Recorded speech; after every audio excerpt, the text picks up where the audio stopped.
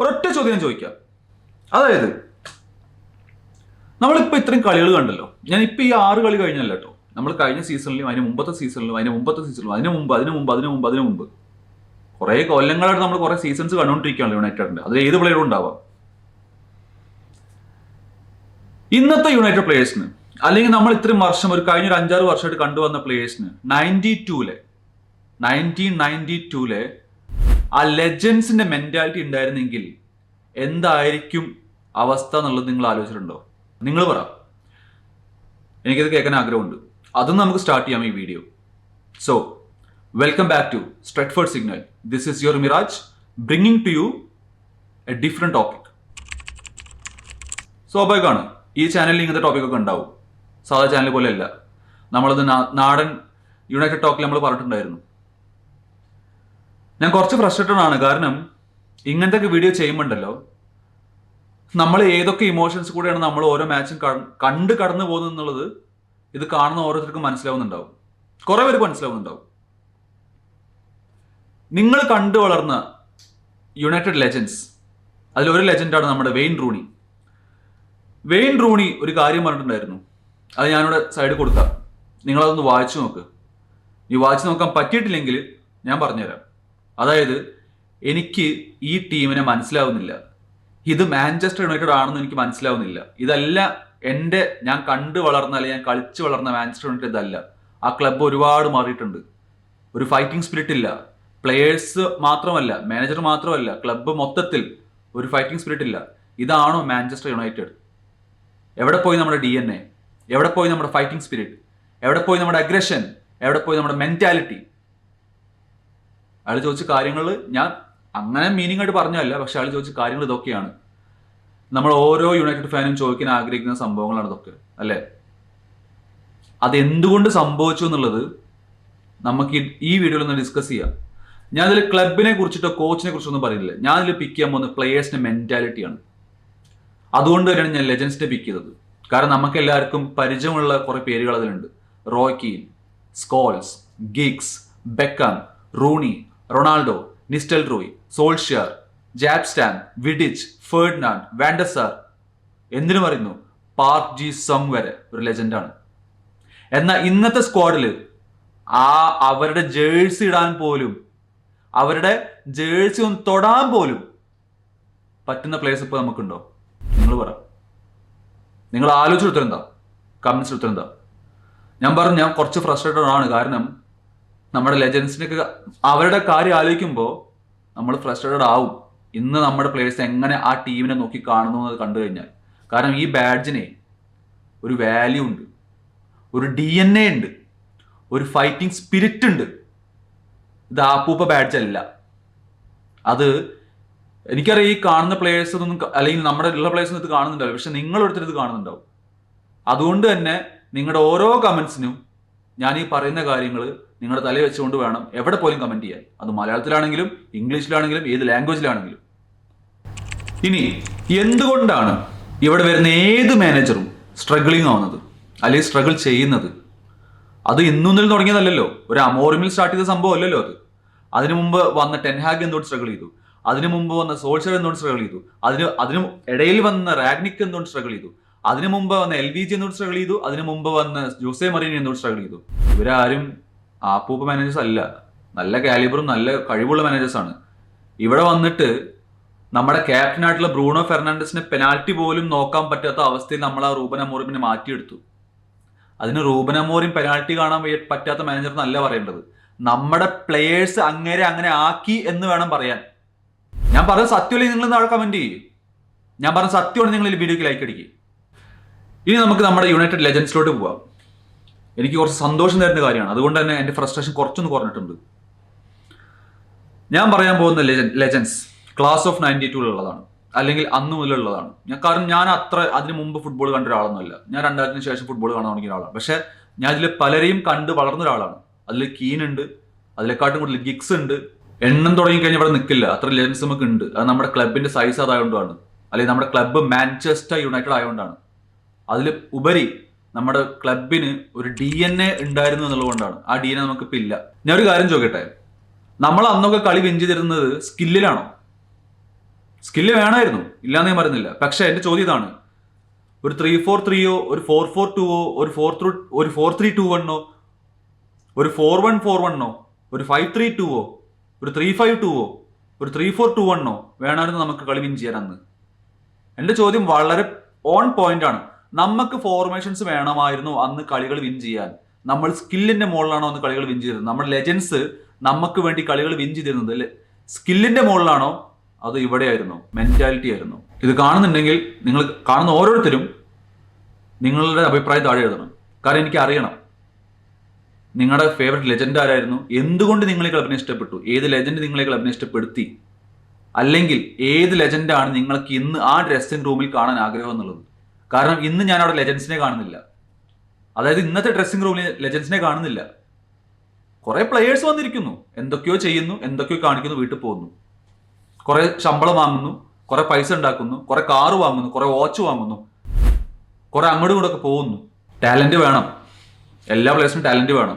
പക്ഷേ ഇവിടെ നിന്ന് പോകാൻ മക്കളെ ടാലന്റ് മാത്രം പോരാ, അതിന് ഈ സാധനം ഉപയോഗിക്കണം. അവിടെ മെന്റാലിറ്റി വേണം. നമ്മൾ ഓൾഡ് ട്രാഫോർഡിന്റെ ടണലിന്റെ ഉള്ളിൽ കളി ജയിച്ച് വന്നിരുന്ന ലെജൻസാണ് നമുക്കുണ്ടായിരുന്നത്. ഇന്ന് ആ സ്ഥാനത്ത് നമുക്കുള്ളത് കുറെ പൊട്ടന്മാരാ. എന്താണ് മെന്റാലിറ്റി എന്ന് അറിയാത്ത, എങ്ങനെ കളി ജയിക്കണം എന്നറിയാത്ത. എനിക്കിത് പറ്റില്ല, അത് ഹാർഡാണ്, ഈ ഫോർമേഷൻ എനിക്ക് പറ്റില്ല, ആ ഫോർമേഷൻ എനിക്ക് പറ്റുള്ളൂ, ഈ പൊസിഷൻ എനിക്ക് പറ്റില്ല, ആ പൊസിഷൻ എനിക്ക് പറ്റുള്ളൂ. ഒരു മാങ്ങാത്തൊലി ഇല്ല, ഒരു മാങ്ങാത്തൊലി ഇല്ല. മര്യാദയ്ക്ക് കളിച്ചു കഴിഞ്ഞാൽ ജയിക്കാൻ പറ്റും. ഇവിടെ വെച്ച് മെന്റാലിറ്റി വേണം അതിന്. ഒരു ബോൾ ലൂസ് ചെയ്ത് കഴിഞ്ഞാൽ ആ ബോൾ ചാടി പിടിച്ചെടുക്കാനുള്ള കഴിവ് പണ്ടത്തെ ലെജൻസിനെ പോലെ നമുക്ക് ഇന്നത്തെ പ്ലേയേഴ്സ് ഉണ്ടാവണം. എന്നാലേ നമ്മൾ കളി ജയിക്കൂ. അല്ലാതെ മാനേജറിനെ കുറ്റം പറഞ്ഞിട്ട് സിസ്റ്റം കുറ്റം പറഞ്ഞിട്ട് കാര്യമില്ല. ഒരു എതിർ ടീം കൗണ്ടർ അടിക്കാൻ വന്ന അവിടെ പൊട്ടന്മാരെ പോലെ നോക്കി നിൽക്കല്ല, ഓടി വന്ന് പന്തെടുക്കണം. അതാണ് കഴിവ്, അതാണ് ഫുട്ബോളർ, അതാണ് സ്കില്ല്, അതാണ് ടാലന്റ്, അതാണ് മെന്റാലിറ്റി. അത് ഇന്ന് നമ്മുടെ ഓരോ പ്ലെയറും ഉണ്ടോ എന്നുള്ളത് നമ്മൾ ചോദ്യം ചെയ്യണം. നമ്മൾ ഓരോ കളി കാണുമ്പോഴും നിങ്ങൾ സൂക്ഷിച്ച് നോക്കണം ഓരോ പ്ലെയറും എന്താണ് പിച്ചിൽ ചെയ്യുന്നത് എന്നുള്ളത്. ഞാൻ എല്ലാ പ്ലേയേഴ്സിനും പറയുന്നില്ല, അതിൽ പല പ്ലേയേഴ്സിനും ജയിക്കാനുള്ള മെന്റാലിറ്റി ഉണ്ട്, ഫുട്ബോൾ കളിക്കാനുള്ള മെന്റാലിറ്റി ഉണ്ട്. പക്ഷെ അതിൽ പല പ്ലേയേഴ്സിനും അതില്ല. ഇവിടുന്ന് പോയ പ്ലേയേഴ്സ് ആയാലും കൊള്ളാം, ഇപ്പോൾ റീസെന്റ് വന്ന പ്ലേയേഴ്സ് ആയാലും കൊള്ളാം. നമ്മുടെ Bruno, Casemiro, Maguire, Bayindir, Dalot, de Ligt, Mazraoui, Licha, Mainoo, Cunha, ഇന്നത്തെ പ്ലേയേഴ്സിൽ അല്ലെങ്കിൽ ഇന്നത്തെ സ്ക്വാഡിൽ നിങ്ങൾക്ക് എത്ര ലെജൻസിനെ ഇവിടെ കാണാൻ പറ്റുന്നുണ്ട്? അല്ലെങ്കിൽ ഇവിടെ ലെജൻസായി മാറാൻ കഴിയുന്ന എത്ര പ്ലേയേഴ്സ് നിങ്ങൾക്ക് കാണാൻ പറ്റുന്നുണ്ട്? നിങ്ങളൊന്ന് പറഞ്ഞാൽ എനിക്ക് അറിഞ്ഞാൽ കൊള്ളാമെന്നുണ്ട്. അതുകൊണ്ടാണ് ചോദിക്കുന്നത്. നമ്മൾക്ക് അതൊന്ന് മനസ്സിലാവും എവിടെയാണ് നമ്മുടെ പ്രശ്നം എന്നുള്ളത്. കുറേ പേര് മുറവിളി കൂട്ടി അമോറിമിനെ ഔട്ടാക്കാൻ നോക്കുന്നുണ്ടല്ലോ. ഞാൻ അമോറിമി ഇന്നും ഔട്ടൊന്നുമല്ല. ഞാൻ ഇവിടുത്തെ മാനേജറെ സപ്പോർട്ട് ചെയ്ത് ചെയ്യുന്ന ഒരു സാധാ ഫാൻ, കേരളത്തിൽ നിന്ന് വന്ന മലയാളിയായിട്ടുള്ള, എന്നാൽ എന്താണ് ഫുട്ബോൾ എന്നും എങ്ങനെ ഫുട്ബോൾ ജയിക്കാമെന്നും നമ്മളെ പഠിപ്പിച്ചു തന്ന ലെജൻസിനെ കണ്ടു വളർന്ന സാധാ ഒരു ഫുട്ബോൾ മാൻ യുണൈറ്റഡ് ഫാൻ. അയാൾ ചോദിക്കുന്ന ഒരു ചോദ്യമാണ്, ഈ അമോറിം ഔട്ട് കഴിഞ്ഞ് 3-4 മാസം പറഞ്ഞ ഒരു ആൾക്കാരുണ്ടല്ലോ, ടാക്ടിക്സ് ശരിയല്ല, ഞാൻ ഈ മുകളിൽ പറഞ്ഞ കാര്യങ്ങൾ അല്ലെങ്കിൽ മുമ്പ് പറഞ്ഞ കാര്യങ്ങളൊക്കെ വെച്ചിട്ട് നിങ്ങൾക്ക് തോന്നുന്നുണ്ടോ അമോറിം ആണ് ഇവിടുത്തെ പ്രോബ്ലം എന്നുള്ളത്? ഒരു കളി ജയിക്കാനേ ടാലന്റ് മാത്രം പോരാ, മെന്റാലിറ്റി വേണം. അത് നമ്മുടെ പ്ലേയേഴ്സ്ക്ക് ഉണ്ടോ എന്നുള്ളത് നിങ്ങൾ ചിന്തിച്ചു നോക്ക്. എന്നിട്ട് നിങ്ങൾ എനിക്ക് ഉത്തരം എന്താ താഴെ കമന്റ് ചെയ്യും, ഇത് ഷെയർ ചെയ്യും. ഓരോ ഫാനും ഈ ചോദ്യം ചോദിക്കണം. ഓരോ ഫാനും ഓരോ മീഡിയയുടെ അടുത്തും ഓരോ അടുത്ത ഫാനിന്റെ അടുത്തും ഈ ചോദ്യം ചോദിക്കണം. ഈ അമോറിം ഇവിടെ വരുമ്പോൾ ഭയങ്കര ഹൈപ്പായിരുന്നല്ലോ, ഇപ്പൊ എന്ത് പറ്റി? ആ ഹൈപ്പൊക്കെ എങ്ങോട്ട് പോയി? ടെൻഹാഗ് വന്നപ്പോൾ ഭയങ്കര ഹൈപ്പായിരുന്നല്ലോ, ആ ഹൈപ്പിന് എന്ത് പറ്റി? അതെവിടെ പോയി? സോൾഷർ നമ്മൾ ലെജൻഡായി കണ്ടൊരു മാനേജർ അല്ലേ, അല്ലെങ്കിൽ ഒരു പ്ലെയർ അല്ലേ? അയാളോട് വന്നപ്പോൾ ഭയങ്കര ഹൈപ്പായിരുന്നല്ലോ, എന്ത് പറ്റി? ജോസെ മറിനോ വന്നപ്പോൾ ഭയങ്കര ഹൈപ്പായിരുന്നല്ലോ, എന്ത് പറ്റി? അപ്പൊ ഇവിടുത്തെ പ്രശ്നം മാനേജേഴ്സ് അല്ല. അതാണ് സിമ്പിൾ ഞാൻ പറഞ്ഞ ഉത്തരം. ഈ അമോറിൻ സ്പോർട്ടിംഗിൽ ഭയങ്കര അറ്റാക്കിംഗ് ഫുട്ബോൾ കളിച്ച് പെപ് ഗാർഡിയോളിന്റെ സിറ്റിനെ ഒരു മലത്തി അടിച്ചൊരു മാനേജറാണ്. നമ്മളെല്ലാവരും ഒന്ന് ഭയങ്കര ഹൈപ്പ് ചെയ്തൊരു സംഭവമായിരുന്നു. എന്താ ഇവിടെ വന്നപ്പോൾ നമുക്ക് ആ ഹൈപ്പ് കളഞ്ഞു പോയത്? അത് മാനേജറുടെ പ്രശ്നമാണോ, അതോ ഇവിടെയുള്ള പ്ലേയേഴ്സിന് അങ്ങനെ കളിക്കാൻ പറ്റാത്തതുകൊണ്ടാണോ, അതോ നമ്മുടെ റിക്രൂട്ട്മെന്റിൽ വന്ന പാളിച്ചയാണോ? നിങ്ങളുടെ കമന്റ്സ് നിങ്ങൾ താഴെ എഴുത്. നിങ്ങളെന്താ നിങ്ങളുടെ ഒപ്പീനിയൻ എന്താണെന്നുള്ളത് എനിക്ക് പറഞ്ഞു. എനിക്കറിയാൻ ഭയങ്കര അതിയായ സന്തോഷമുണ്ട്. അത് കാരണം ചോദിക്കുകയാണ്. നെഗറ്റീവ് ആവും പോസിറ്റീവ് ആവും, നിങ്ങൾ ഏത് സൈഡും പിക്ക് ചെയ്യാം, ഏത് ഒപ്പീനിയൻ പിക്ക് ചെയ്യാം. എല്ലാ ഒപ്പീനിയനും വാല്യൂ ഉണ്ട്, ഇല്ലാന്ന് ഞാൻ പറയുന്നില്ല. ഞാൻ എല്ലാ ഒപ്പീനിയൻ എടുത്ത് വായിച്ച് മനസ്സിലാക്കുന്ന ഒരാളാണ്. ഈ റൂബൻ അമോറിം വന്ന സമയത്ത് നമ്മളെല്ലാവരും പറഞ്ഞൊരു സംഭവമുണ്ട്, നമ്മുടെ പ്ലേയേഴ്സ് ഭയങ്കര ഹങ്കർ ആവണം, ഡിസിപ്ലിൻഡ് ആവണം, റൂത്ത്ലെസ് ആവണം മാനേജർ. ഇപ്പൊ എന്തു പറ്റി? 6 കളിയിൽ നിന്ന് 7 പോയിന്റ് ആയപ്പോൾ ആർക്കും റൂത്ത്ലെസ്നെസ് വേണ്ട, അല്ലെങ്കിൽ റൂത്ത്ലെസ് ആവണ്ട. പ്ലെയറിനെ കളിപ്പിക്കുന്നത് മാറണം. ശരിയാണ്, ചില പ്ലേയേഴ്സിനെ കളിപ്പിക്കുന്ന അയാൾ മാറണം, ഇല്ലാന്ന് ഞാൻ പറയുന്നില്ല. അയാളുടെ മിസ്റ്റേക്ക് ഒക്കെ ഉണ്ട്, ഇല്ലാന്ന് ഞാൻ പറഞ്ഞിട്ടില്ലല്ലോ. അയാൾ പുണ്യാളനൊന്നല്ല. പക്ഷെ എന്ന് വെച്ചിട്ട് കളിക്കുന്ന പ്ലേയേഴ്സിനൊരു ഉളുപ്പ് വേണ്ടേ? ഞാൻ ഏത് ക്ലബിലാണ് കളിക്കുന്നതെന്നും ഏത് പിച്ചിലാണ് കളിക്കുന്നതെന്നും അതിൻ്റെ ഒരു വാല്യൂ എന്താണെന്ന് മനസ്സിലാക്കണ്ടേ? ഞാനിപ്പോൾ കഴിഞ്ഞ കളി എടുത്ത് ജസ്റ്റ് നോക്കിയുള്ളൂ. ഞാനത് മൊബൈൽ നോക്കിക്കൊണ്ടിരുന്നത്. ചില ഗോൾസ് നമ്മൾ കൺസിഡർ ചെയ്ത് കണ്ടു കഴിഞ്ഞാൽ റെലഗേഷൻ ഫോമിൽ പോലും ഇല്ലാത്ത ടീംസ് കൺസിഡർ ചെയ്യുന്ന പോലത്തെയാണ് നമ്മൾ കൺസിഡർ ചെയ്യുന്ന ഗോളുകൾ. നിങ്ങളെടുത്ത് നോക്കിയാൽ മതി, മനസ്സിലാവും. അവിടെ മനസ്സിലാവും നമ്മുടെ പ്രശ്നം എവിടെയാന്നുള്ളത്. ഒരു കോർഡിനേഷൻ ഇല്ല, പ്ലേയേഴ്സ് തമ്മിൽ ഒരു മെന്റാലിറ്റി ഇല്ല. ഒരു മെന്റാലിറ്റി പോട്ടെ, ഒരു കോർഡിനേഷൻ ഒരു ജെല്ലാവുന്നില്ല. പരസ്പരം അറിയില്ല ഓരോ പ്ലെയറിന്റെ സ്ട്രെങ്ത് എന്താണെന്നുള്ളത്. അതായത് ഒരു പ്ലെയറിന് മറ്റൊരു പ്ലെയർ സ്ട്രെങ്ത് എന്താണെന്ന് അറിയാൻ പറ്റുന്നില്ല. അത് കോച്ച് പഠിപ്പിച്ചിട്ടുള്ള കാര്യമില്ല, അത് പ്ലേയേഴ്സ് തന്നെത്താൻ അറിയേണ്ട കാര്യമാണ്. പിന്നെ ഒരു 5 യാർഡ് പാസ് അമോറും പഠിപ്പിച്ചു കൊടുക്കേണ്ട കാര്യമില്ല. അത് 5ാം വയസ്സിൽ ഒരു 5 യാർഡ് പാസ് എങ്ങനെ നടത്തുന്നത് ഓരോ പ്ലേയേഴ്സും പഠിക്കുന്ന കാര്യമാണ്. ഇപ്പൊ എന്നോട് ഒരാൾ വന്നിട്ട് ചോദിച്ചു, എന്നാൽ നിനക്ക് പോയി കളിച്ചോടെ ചോദിച്ചു. മോനെ, ഞാൻ 5ാം വയസ്സിൽ ഫുട്ബോൾ കളിക്കുകയല്ല പണിയുണ്ട്, ഞാൻ പ്രൊഫഷണൽ ഫുട്ബോളർ അല്ല. അത് ചോദിച്ച ആളോട് ഉത്തരം പറഞ്ഞാണ്. ഇനി കുറെ പേര് ഒലിവർ ഗ്ലാസ്നർ വരണമെന്ന് പറയുന്നു. ശരിയാണ്, എനിക്ക് ഇഷ്ടപ്പെട്ട മാനേജറാണ്, നല്ല മാനേജറാണ്. കുറെ പേര് സാവി വരണമെന്ന് പറയുന്നു, ലെജൻഡാണ്, നല്ല മാനേജറാണ്. കുറെ പേര് ഹാൻസ് ഫ്ലിക്കിനെ കുറച്ച് ശരിയാവുമെന്ന് പറയുന്നു. ഒരു കാര്യം ഞാൻ ഇന്നും പറയാം, ഏത് മാനേജർ വന്നാലും ഈ പ്ലെയേഴ്സിന് മെന്റാലിറ്റി വെച്ചിട്ടാണെങ്കിൽ ഒരാൾ രക്ഷപ്പെടാൻ പോകുന്നില്ല. നമ്മൾക്ക് ആദ്യം വേണ്ടത് നല്ല ഹങ്കർ ആയിട്ടുള്ള ഡിസിപ്ലിൻഡ് ആയിട്ടുള്ള കളി ജയിക്കാൻ മെന്റാലിറ്റി ഉള്ള പ്ലെയേഴ്സാണ്. 1-2 കളി അവിടെ ഇവിടെ ജയിക്കുന്നല്ല ഞാൻ പറഞ്ഞത്. കണ്ടിന്യൂസ് ആയിട്ട് കൺസിസ്റ്റന്റ് ആയിട്ട് നിങ്ങൾക്ക് കളി ജയിക്കാൻ പറ്റുമോ? അങ്ങനത്തെ പ്ലേയേഴ്സ് നമുക്ക് വേണ്ടത്. അതിന് കുറേ പ്ലേയേഴ്സ് ഇവിടുന്ന് പോകേണ്ടതുണ്ട്, ഇൻക്ലൂഡിങ് നമ്മുടെ ക്യാപ്റ്റൻ ആയിട്ടുള്ള ബ്രൂണോ ഫെർണാണ്ടസ് വരെ ഇവിടുന്ന് പോകേണ്ടതുണ്ട്. ഇനി പല ആൾക്കാരും പറയുന്നു ഒലിവർ ഗ്ലാസ്നർ വന്നാൽ ശരിയാവും, അല്ലെങ്കിൽ ഹാൻസി ഫ്ലിക്ക് വന്നാൽ ശരിയാവും, സാവി വന്നാൽ ശരിയാവും, സിദാൻ വന്നാൽ ശരിയാവും. എന്തിന്? ഇനിയിപ്പോൾ UK ഇരിക്കുന്ന ചില ആൾക്കാർ സൗത്ത് ഗേറ്റ് വന്നവർ ചിലപ്പോൾ ശരിയാവും എന്ന് പറയും. ഞാൻ ആ സൗത്ത് ഗേറ്റ് വന്ന് ഞാൻ എങ്ങനെ കളി കാണുന്നുള്ളത് നിങ്ങൾക്ക് നമ്മുടെ നാടൻ യുണൈറ്റഡ് ടോക്കിന്റെ ഫസ്റ്റ് എപ്പിസോഡിൽ കണ്ടാൽ മനസ്സിലാവും ഞാൻ എങ്ങനെ കളി കാണുന്നുള്ളത്. അല്ലെങ്കിൽ ഞാൻ കറക്റ്റ് പറഞ്ഞു കൊടുത്തിട്ടുണ്ട് നമ്മുടെ വ്യൂവേഴ്സിന്, നമ്മുടെ ഓഡിയൻസിന്, നമ്മുടെ കമ്മ്യൂണിറ്റിക്ക്. അങ്ങനെ തന്നെ ഇരിക്കും കളി കാണുക. ഇനി ഏത് മാനേജർ വന്നാലും ഈ പ്ലേയേഴ്സിന്റെ മെന്റാലിറ്റി വെച്ചിട്ട് എന്ത് തേങ്ങ അവർ ചെയ്യാൻ പോകുന്നത്? ഒന്നും ചെയ്യാൻ പോകുന്നില്ല. 8-9 മാസം കഴിഞ്ഞാൽ ഈ ഹൈപ്പ് ഇപ്പൊ വരുന്ന ഏതൊരു മാനേജർക്ക് കൊടുക്കുന്ന ഹൈപ്പ് തന്നെത്താലും ഇല്ലാതെയാവും. ഇതേപോലെ തന്നെ ഈ സൈക്കിൾ റിപ്പീറ്റ് ആവും. Sack the manager, bring next manager എന്നാവും ഇവിടെ പറയാൻ പോകുന്നത്.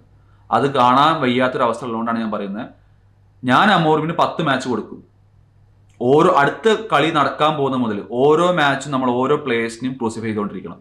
കാരണം അവരാണ് ഇവിടുത്തെ പ്രശ്നം, അവരാണ് ഇവിടുത്തെ പ്രോബ്ലം. ഇന്ന് അമോറിം കോച്ചായിരിക്കുന്ന സാഹചര്യത്തിൽ നമ്മുടെ ലെജൻസ് ആ ഡ്രസ്സിംഗ് റൂമിൽ ഉണ്ടായിരുന്നെങ്കിൽ ഇന്ന് സംഭവിക്കുന്ന കാര്യങ്ങൾ സംഭവിക്കില്ല. അത് ഞാൻ 100% ഞങ്ങൾ നിങ്ങൾക്ക് ഉറപ്പ് തരാം. നിങ്ങളതിന് എഗ്രി ചെയ്തതിൻ്റെ താഴെ ലൈക്ക് അടിക്കും. ഈ വീഡിയോയ്ക്ക് ലൈക്ക് അടിക്കുക, നിങ്ങളുടെ കമൻറ്റ്സ് നിങ്ങൾ താഴെ രേഖപ്പെടുത്തുക. നിങ്ങളുടെ ഒപ്പീനിയൻസ് അത് എന്തും ആവാം, താഴെ കമൻറ്റ് ചെയ്യാം. ഒന്ന് ആലോചിച്ച് നോക്കി, നമ്മുടെ റോയ്ക്കിനെ പോലത്തെ ഒരു ക്യാപ്റ്റൻ ഇന്ന് നമ്മുടെ ഡ്രസ്സിംഗ് റൂമിൽ ഉണ്ടായിരുന്നെങ്കിൽ നമ്മുടെ പല പ്ലെയേഴ്സും 1 മണിക്കൂർ മുമ്പ് അല്ലെങ്കിൽ ട്രെയിനിങ് കഴിഞ്ഞുകൊണ്ട് വീട്ടിൽ പോവില്ല, 1 മണിക്കൂർ എക്സ്ട്രാ പ്രാക്ടീസ് ചെയ്യും അവിടെ നിന്നിട്ട്. കാരണം അത് പറഞ്ഞ് ചെയ്യിപ്പിക്കും. കാരണം അയാളുടെ മെന്റാലിറ്റി അങ്ങനെയായിരുന്നു. നാളെ നമുക്ക് ജയിക്കണം എന്നുള്ള മെന്റാലിറ്റി ആയിരുന്നു. അത് നാളെ മാത്രം ജയിച്ചാൽ പോരാ, ഇനിയും ജയിക്കണം എന്നുള്ള മെന്റാലിറ്റി ആയിരുന്നു. അതാണെന്ന് നമ്മൾ പല പ്ലേയേഴ്സിലും ഇല്ലാത്തതും അതാണ് ഈ ക്ലബ്ബ് തിരിച്ചു കൊണ്ടുവരേണ്ടതും. അല്ലാതെ അമോറിമിനെ സാക്കിയല്ല ഫസ്റ്റ് പോയിട്ട്. നിങ്ങൾ അമോറിമിന് അയാൾക്ക് വേണ്ട ഒരു മിഡ്ഫീൽഡറും ഗോൾ കീപ്പറും ഒരു സീനിയർ സ്ട്രൈക്കറും വരുന്നവരെ നിങ്ങൾ സമയം കൊടുക്കുമോ? ഒരു വിങ് ബാക്കും. ഈ 4 പ്ലേയേഴ്സ് വരുന്നവരെ നിങ്ങൾ അയാൾക്ക് സമയം കൊടുക്കുമോ? അതോ അയാൾ ഇന്ന് സാക്ക് ചെയ്തിട്ട് വല്ല സൗത്ത് ഗേറ്റിനെയോ ഗ്ലാസ്നറിനെയോ സാവിനെയോ ആരെയായിക്കോട്ടെ നിങ്ങൾ കൊണ്ടുവരുമോ? നിങ്ങൾ കൊണ്ടുവന്നാൽ നിങ്ങളുടെ എക്സ്പെക്ടേഷൻ എന്താണ്? അത് നിങ്ങൾ നാളെ കമൻറ്റ് ചെയ്യും. ഞാൻ അമോറിം ഇന്നും അല്ല അമോറിം ഔട്ടും അല്ല, ഞാൻ 50-50 ആണ്. അയാളുടെ ഭാഗത്ത് തെറ്റ് വന്നുകൊണ്ടാണ് ഞാൻ 50-50 നിൽക്കുന്നത്, ഇല്ലാന്ന് ഞാൻ പറയുന്നില്ല. ഞാൻ പറഞ്ഞ അയാൾ പുണ്യാളൊന്നല്ല. പക്ഷേ ഈ പ്ലേയേഴ്സ് ആ ഗുഡ് കോച്ചിനെ ഒരു വീക്ക് കോച്ചാക്കിയിട്ട് ഒരു പൊട്ടനാക്കി മാറ്റി. അതുണ്ടായത്. എൻ്റെ അഭിപ്രായത്തിൽ നിങ്ങൾ എന്നോട് ചോദിക്കുകയാണ്, നിങ്ങൾക്ക്, അതായത് എനിക്ക് ഏത് മാനേജർ വേണമെന്ന് ചോദിച്ചാൽ പറയും എനിക്കൊരു മാനേജറിനും വേണ്ട. എനിക്ക് ഈ ടീമിൽ ഒരു പുതിയ മെന്റാലിറ്റിയാണ് കാണേണ്ടത്, ഒരു വിന്നിങ് മെന്റാലിറ്റിയാണ് കാണേണ്ടത്. അതിന് നമുക്ക് വേണ്ടത് നമ്മുടെ ലെജൻസ് ആയിട്ടുള്ള ആൾക്കാർ മിക്കവാറും ആ ഡ്രസ്സിംഗ് റൂമിൽ പോയിട്ട് എല്ലാ പ്ലെയേഴ്സിനും പിടിച്ച് കൊടയേണ്ടി വരും. എന്നാലേ ഇത് നടക്കാൻ പോകുന്നുള്ളൂ. അല്ലാത്ത എനിക്ക് തോന്നുന്നില്ല ആ പ്ലെയേഴ്സിന് തലയിൽ എന്താണ് മാഞ്ചസ്റ്റർ എന്നുള്ളത് കയറിയിട്ടുണ്ടെന്നുള്ളത്. സോ അതുകൊണ്ട് തന്നെ ഞാൻ ഈ വീഡിയോ എൻഡ് ചെയ്യുമ്പോൾ നിങ്ങളോട് ഒറ്റ ചോദ്യം ചോദിച്ച് എൻഡ് ചെയ്യാണ്. ഇന്നത്തെ സ്ക്വാഡിൽ നമ്മുടെ ലെജൻസിനെ പോലെ നിങ്ങൾ അടുത്തൊരു ലെജൻഡായി കാണാൻ പോകുന്നൊരു പ്ലെയർ ഉണ്ടെങ്കിൽ നിങ്ങൾ താഴെ കമൻറ്റ് ചെയ്യൂ. ഇനി ആരും ഇല്ലെങ്കിൽ അത് എന്തുകൊണ്ടാണെന്നുള്ളത് താഴെ കമൻറ്റ് ചെയ്യൂ. നിങ്ങളുടെ അഭിപ്രായങ്ങൾ, നിങ്ങളുടെ ഒപ്പീനിയൻസ് ഒക്കെ താഴെ കമൻറ്റ് ചെയ്യുക. നിങ്ങൾക്ക് ഈ വീഡിയോ ഇഷ്ടപ്പെട്ടെങ്കിൽ വീഡിയോ ലൈക്ക് ചെയ്യുക, സബ്സ്ക്രൈബ് ചെയ്യുക. This is Stretford Signal bringing you quality video, and this is Miraj signing off. Thank U.